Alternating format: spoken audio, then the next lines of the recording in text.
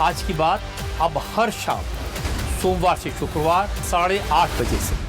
बात उत्तर प्रदेश की होगी। उत्तर प्रदेश में विधानसभा चुनाव से पहले मायावती ने ब्राह्मण कार्ड खेला है। समाजवादी पार्टी के मिशन ब्राह्मण को फेल करने के लिए 20 साल पुराना अपना दाव एक बार फिर से चला है। बीएसपी सुप्रीमो मायावती ने ब्राह्मणों को लेकर बड़ा ऐलान किया। उन्होंने सोशल मीडिया पोस्ट पर लिखा कि बीएसपी ने ब्राह्मणों को उम्मीदवार बनाना शुरू किया, जिससे समाजवादी पार्टी की नींद उड़ गई, समाजवादी पार्टी में बेचैनी बढ़ गई।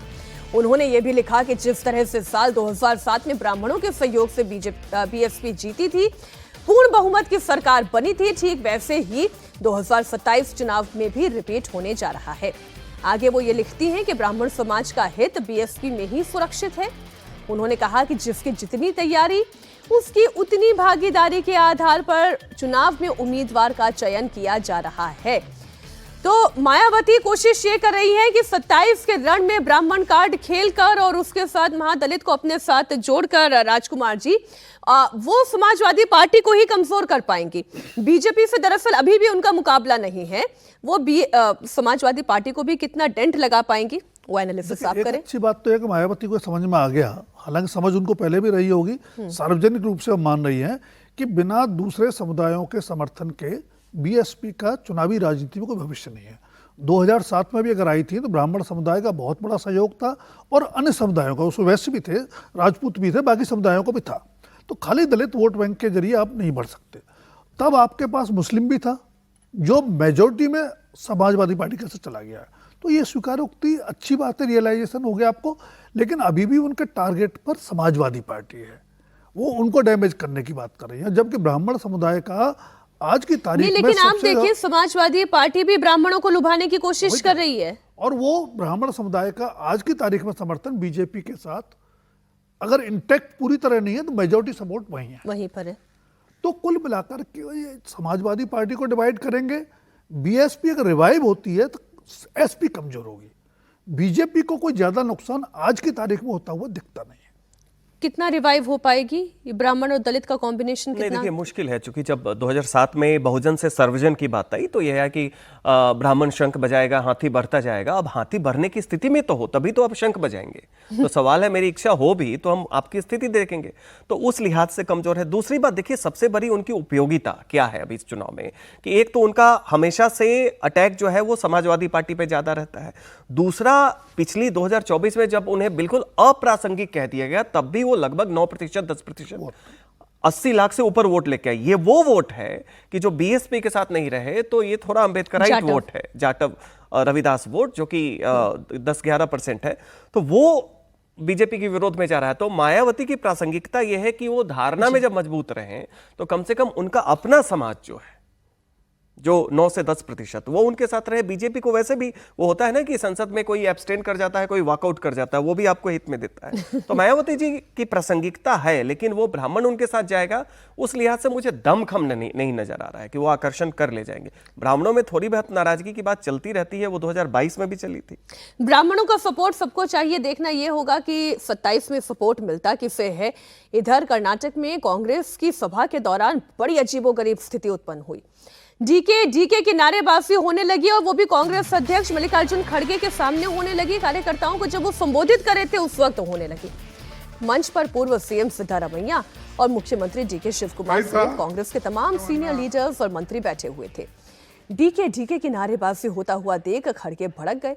हालात को भांपते हुए मुख्यमंत्री डीके शिवकुमार खड़े हुए और लोगों से बैठने की अपील करने लगे। उन्हें बैठने का इशारा करते रहे, लेकिन तब तक खड़गे साहब का पारा 7वें आसमान पर था। उन्होंने मंच से इशारों में नेताओं को खरी खोटी सुनाई। उन्होंने कहा कि यह कार्यक्रम किसी व्यक्ति विशेष का नहीं जो सिर्फ उनका नाम लिया जा रहा है। उन्होंने तो यहां तक कह दिया कि क्या बाकी लोग कचरा साफ करने यहां पर आए हैं। खड़गे यही नहीं रुके, उन्होंने नसीहत देते हुए कहा कि किसी भी व्यक्ति से नहीं बल्कि संगठन से पार्टी चलती है। इतना ही नहीं, फुटेज के जरिए उन लोगों की पहचान करवाने की भी बात उन्होंने कह दी।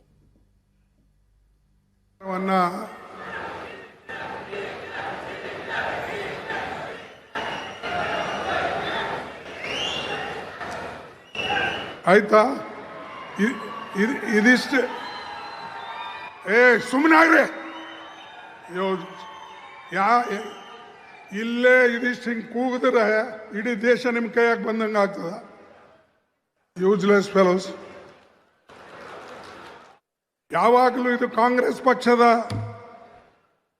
ಇದು ಮೀಟಿಂಗ್, ಇದು ಇದರಲ್ಲಿ ಯಾವ ಒಂದು ವ್ಯಕ್ತಿ ಮತ್ತು ಮೀಟಿಂಗ್ ಅಲ್ಲ, ಎಲ್ಲರೂ ಸೇರಿ ಪಕ್ಷಕ್ಕೆ ಒಂದುಗೂಡಿಸ್ತಕ್ಕಂಥ ಫಂಕ್ಷನ್ಸ್ ಇದು.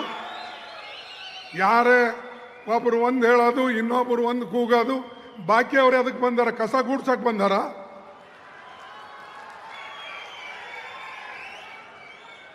ಬಂಧುಗಳೇ, ನೆನಪಿಡಿ, ಯಾವಾಗಲೂ ಕೂಡ ಶಿಸ್ತು ಪಕ್ಷಕ್ಕೆ ಬೇಕು. ಇಲ್ಲಿ ವ್ಯಕ್ತಿ ಪೂಜೆ ನಡೆಯೋದಿಲ್ಲ, ಯಾರೆಷ್ಟೇ ದೊಡ್ಡವರು ಇರಲಿ. ನಾನು ನೋಡಿದ್ದೀನಿ, ನನ್ನ 58 ವರ್ಷದ ರಾಜಕೀಯದಲ್ಲಿ ಏರುಪೇರುಗಳು ನೋಡಿದ್ದೇನೆ. तो कर्नाटक में हुआ डीके तो मल्लिकार्जुन खड़गे भड़क गए। वो ये कह रहे हैं कि संगठन से चलता है और राहुल गांधी के बब्बर शेर हैं सज्जन जी। अब वही बटे हुए दिखाई दे रहे हैं। कैसे लड़ेंगे चुनाव, कैसे चलाएंगे डीके अपने ये सरकार? नहीं, ये देखिए कि मल्लिकार्जुन खड़गे को अपीज करने के लिए डीके शिव कुमार ने यहाँ तक कि उनके बेटे को गृह मंत्री बना दिया। जी परमेश्वरा को हटा के जो सिद्धारमैया से करीबी थे, बावजूद इसके मल्लिकार्जुन, अरे चलिए नारा लग रहा था, थोड़ी देर लगने देते, होता है, लेकिन जो रिएक्शन है, एक तो नहीं होना चाहिए था, लेकिन जो रिएक्शन है ये राष्ट्रीय वो ये बता रहा है कि आप चिढ़ रहे हैं, और ये दिखा रहा है कि वहां की स्थिति क्या है, और इनके बोलने के बावजूद भी वो नारेबाजी बंद नहीं हो रही है। तो ये दिखाता है कि आने वाले चुनाव में जो पूरा प्रयास है कि सिद्धारमैया के बाद जो ट्रांजिशन हुआ डीके शिव कुमार का, खेमेबाजी सुलट जाए, वो तो अभी स्थिति देख के लग नहीं रहा है कि 2028 तक बहुत कुछ सुधार होने वाला है उसमें। अच्छा, कर्नाटक एमएलसी चुनाव में क्रॉस वोटिंग का मुद्दा अब मंदिर तक भी पहुंच गया है। बीजेपी अपने विधायकों को मंदिर ले जाकर कसम खिलाने की तैयारी कर रही है। दरअसल कर्नाटक एमएलसी चुनाव में बीजेपी के 3 विधायकों पर क्रॉस वोटिंग का आरोप है। हालांकि कोई विधायक ये मानने के लिए तैयार नहीं है कि उसने क्रॉस वोटिंग की। इसलिए बीजेपी अगले विधायक दल की बैठक भगवान मंजूनाथ के मंदिर में बुलाने का फैसला कर रही है, जहां हर विधायक को भगवान के सामने अपनी निष्ठा साबित करनी होगी। भगवान के सामने कसम लेनी होगी कि उन्होंने क्रॉस वोटिंग नहीं की है। आपको कहानी बता दें, कहानी यह है कि एमएलसी चुनाव के दौरान क्रॉस वोटिंग की वजह से बीजेपी की किरकिरी हुई। इसके बाद प्रदेश अध्यक्ष BY विजेंद्र और नेता प्रतिपक्ष R अशोक को दिल्ली तलब किया जा रहा है। बताया जा रहा है कि दिल्ली से लौटने के बाद यह तय होगा कि मंजुनाथेश्वर मंदिर में विधायक दल की बैठक कब बुलानी है। उधर तो गुट है, खंडित विखंडित राहुल गांधी की पूरी टीम दिखाई दे रही है, और यहां पर कर्नाटक बीजेपी मंदिर में जाकर शपथ करवाएगी। पहले मैं खड़गे जी वाली बात करूं, मुझे लगता है मल्लिकार्जुन खड़गे इतने बुजुर्ग नेता हैं, अनुभवी हैं, उनको इतना शॉर्ट टेम्पर्ड नहीं होना चाहिए। नहीं, लेकिन वो अपना टेम्पर कई बार लूज करते हैं, और वो पार्लियामेंट में भी लूज करते हैं। अक्सर लूज करते हैं, पार्लियामेंट में भी, बाहर भी हो। ये तो पार्टी का फंक्शन था। लेकिन जो कुछ हुआ उससे डीके शिव कुमार की मुश्किलें बढ़ सकती हैं। वहां सब कुछ सामान्य नहीं है। डीके ने शुरुआत बहुत अच्छी की है। जो बीजेपी राज्य दर राज्य दूसरे दलों में क्रॉस वोटिंग करवाने में, तोड़फोड़ करने में सफल हो रही थी, उस बीजेपी को कर्नाटक में वहां क्रॉस वोटिंग करवा देना डीके की बहुत बड़ी, जिसको कहना चाहिए ना, जो जोड़ तोड़ की राजनीति है, उसमें बीजेपी को उन्होंने एक मुकाबला देने की कोशिश की जी। अब बीजेपी, आप हर दल में तोड़फोड़ कराएंगे, हर राज्य में क्रॉस वोटिंग कराएंगे, और आपके 3 विधायकों ने क्रॉस वोटिंग कर दी। कर्नाटक बीजेपी के लिए चैलेंज क्यों बन रहा है? देखिए, चैलेंज इसलिए बनना है कि बीजेपी, कर्नाटक को माना जाता है दक्षिण भारत की राजनीति का प्रवेश द्वार। दक्षिण भारत में कुल जमा एक राज्य में बीजेपी की अभी तक सरकार बनी थी, वो भी उनके हाथ से खिसक गया। और कर्नाटक वैसे भी ताकत की दृष्टि से देखें तो बहुत मजबूत राज्य है, तो बीजेपी उसको भूल नहीं पा रही। और बीजेपी के पास समीकरण है। वहां कर्नाटक में 3 बड़े समुदाय हैं जो सत्ता का फैसला करते हैं। लिंगायत हैं, वोकालिंगा है, कुरुबा है। लिंगायत का समर्थन पारंपरिक रूप से बीजेपी के साथ रहा है। बीजेपी से एक गलती हुई, उन्होंने येदियुरप्पा को नाराज किया, मुख्यमंत्री पद से हटाया। उसके चलते वहां उनका समीकरण बिगड़ा। फिर जब येदियुरप्पा वापस आ गए, समीकरण बना। फिर जब आपने मुख्यमंत्री बदला तो अगले चुनाव में फिर सत्ता चली गई। इसलिए कर्नाटक बीजेपी के लिए सबसे आसान भी है, क्योंकि आप 2 बार सरकार बना चुके हैं।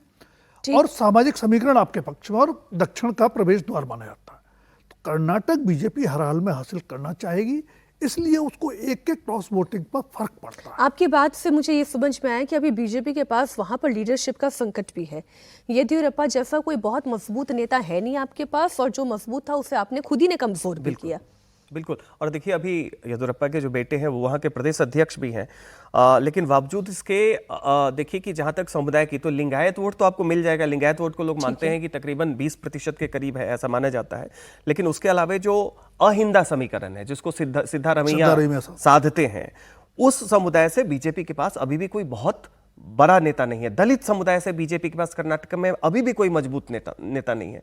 तो वो नेतृत्व का संकट है। लेकिन फिर भी क्या होता है कि विधानसभा 2023 में हारने के बाद जो 24 में लोकसभा के चुनाव हुए, उसमें बीजेपी ने जबरदस्त रिवाइव किया था। 28 में लेकिन वहां पर तो मोदी का फेस है ना, मोदी का फेस है। और अब क्या हो रहा है कि धीमे धीमे एक इनका साथ रहे, लेकिन अभी भी अहिंदा के काट में आपके पास चेहरे कौन से हैं?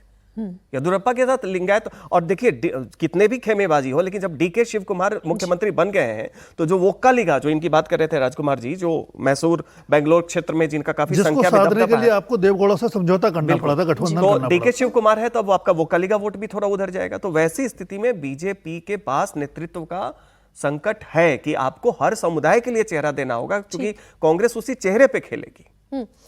आइए बात बिहार की भी कर लेते हैं। बिहार में 20 साल बाद लालू और राबड़ी का एड्रेस चेंज होने वाला है। 20 साल बाद आरजेडी की सत्ता का केंद्र 10 सर्कुलर रोड नहीं रहेगा, क्योंकि बिहार के पूर्व मुख्यमंत्री और बिहार विधान परिषद के नेता प्रतिपक्ष राबड़ी देवी जल्द ही 10 सर्कुलर रोड से 39 हाउसिंग रोड स्थित नए सरकारी बंगले में शिफ्ट हो जाएंगी। फिलहाल 39 हार्डिंग रोड स्थित बंगले का सजाया संवारा जा रहा है। हालांकि यह बंगला 10 सर्कुलर रोड वाले बंगले के मुकाबले छोटा है। बंगले में कुल 8 कमरे हैं। आरजेडी सुप्रीमो लालू प्रसाद यादव के लिए ग्राउंड फ्लोर पर एक विशेष कमरा तैयार किया जा रहा है, ताकि उन्हें सीढ़ियां चढ़ने की जरूरत ना पड़े। आपको बता दें कि लालू परिवार पहले 10 सर्कुलर रोड छोड़ने के लिए तैयार नहीं था, क्योंकि 10 सर्कुलर रोड लालू परिवार के लिए बहुत लकी भी रहा। जबकि 39 हार्डिंग रोड वाले बंगले को लेकर कई तरह की भ्रांतियां हैं। वास्तु दोष को लेकर सवाल उठाए जा रहे हैं, इसलिए लालू परिवार यहां शिफ्ट होने से कतराता रहा है। लेकिन अब शिफ्ट होना उनकी मजबूरी भी है। और सबसे बड़ा शिफ्ट तो मैं उस सत्ता के केंद्र का देख रही हूं, जो आरजेडी के लिए मंदिर हुआ करता था 10 सर्कुलर रोड, कि जहां पर जाकर उन्हें धोख लगानी है, हाजिरी देनी है।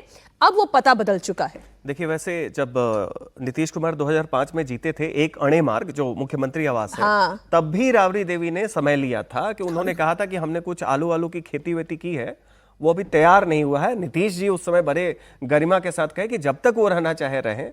तो ये जो आवास खाली करने में जो देरी और रेसिस्टेंस वाली बात है, वो नीतीश कुमार वाली सरकार थी, अब तो सम्राट चौधरी वाली सरकार है। बिल्कुल। वो दूसरी बात देखिए कि 10 सर्कुलर रोड में आप थे, 2005 से वहां पे आप रह रहे थे, जब से विपक्ष में गए, उसके बाद से अभी तक थे। वो मुख्यमंत्री आवास के बिल्कुल वॉकिंग डिस्टेंस पे है। तो बिल्कुल कहते हैं ना कि पटना के सत्ता का केंद्र, जहां से आप वॉकिंग डिस्टेंस पे जा सकते हैं। हार्डिंग रोड भी क्या है, हनुमान मंदिर से आगे जाए तो हार्डिंग पार्क है, वो हार्डिंग रोड है, बट वो उतना केंद्र नहीं माना जाता है। तो उस स्थिति में रेसिस्टेंस है। अब आवाज थोड़ी, अब सवाल है कि जो भी जैसे सुरक्षा के मामले में आकलन किया गया, इनकी व्यवस्था के मामले में धीरे धीरे एक पीढ़ी आ गई है नई, उनको व्यवस्था मिलनी चाहिए। अब आप ये चाहेंगे कि सामंती व्यवस्था हो, कि आप उसी में बने रहे। सर, व्यवस्था ये हुई कि राजनीति वाली व्यवस्था चली गई जी, सत्ता के आप अब शीर्ष पे रहे नहीं। दूसरी व्यवस्था आपकी परिवार की थी, वो परिवार में भी टूट दिखाई देने लगी। परिवार भी मजबूत नहीं रहा, पार्टी भी मजबूत नहीं रही, और अब जो आपका एड्रेस था वो भी चेंज हो गया।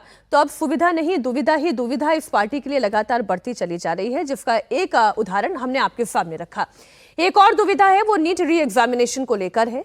कड़ी सुरक्षा और अभूतपूर्व तैयारियों के बीच आखिरकार कल की तारीख में ये एग्जामिनेशन संपन्न हुआ। 20 लाख से ज्यादा छात्रों ने देश भर के 551 शहरों में एग्जाम दिया, लेकिन कुछ जगहों से एग्जाम के दौरान धांधली की कोशिश की खबरें आई हैं। बिहार के लखीसराय के एग्जामिनेशन दौरान पुलिस ने फॉलोअर गैंग का खुलासा किया और 9 सदस्यों को गिरफ्तार किया गया। सभी आरोपी छात्रों की जगह एग्जामिनेशन सेंटर के अंदर परीक्षा देने के लिए पहुंच गए। पुलिस के मुताबिक जिले के 3 सेंटर से फॉलोअर गैंग को पकड़ा गया। इनमें एम्स, पीएमसीएच और बीएचयू के इंटर्न भी शामिल है। पूरे मामले में बायोमेट्रिक एजेंसी की संदिग्ध भूमिका भी सामने आई है, जिससे 7 लोगों को हिरासत में लिया गया।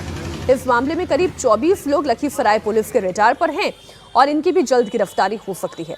पुलिस के मुताबिक फॉलोअर गैंग ने हर छात्र से 10 लाख रुपए में डील की थी और उन्हें 50 से 70 हजार रुपए एडवांस में मिले थे।